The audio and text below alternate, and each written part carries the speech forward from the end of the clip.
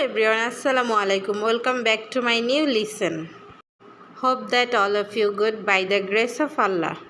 This is Moima Akhtar, your study friend. In this video, I would like to share when to use on and on to. আজকের লেসনে আমরা জানব কখন on এবং কখন on two ব্যবহৃত হয়। One and on টুর ব্যবহার নিয়ে অনেক কনফিউজড থাকে, আজকে সেটা দূর করার চেষ্টা করব। তাহলে শুরু করা যাক। কোনো কিছু স্থির রয়েছে সেই সব ক্ষেত্রে অন প্রিপোজিশনটি ব্যবহৃত হয়। যেমন the book is on the table, বইটি টেবিলের উপরে। The picture is on the wall, দেওয়ালের উপর ছবি লাগানো আছে।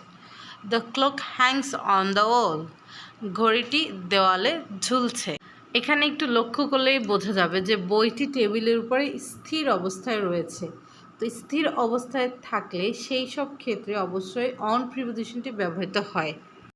কোনো কিছু স্থির রয়েছে অথবা গতিহীন রয়েছে সেই সব ক্ষেত্রে অন প্রিপোজিশনটি বসবে।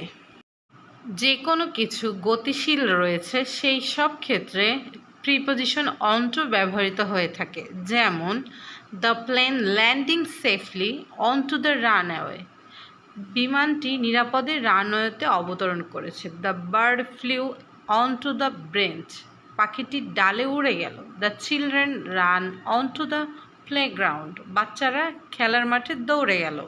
এখানে লক্ষ্য করলেই বুঝতে পারবেন যে পাখিটি ডালে উড়ে গেল মানে গতিশীল অবস্থায় রয়েছে, সেই ক্ষেত্রেই এখানে ওয়ান টু ব্যবহৃত হয়েছে।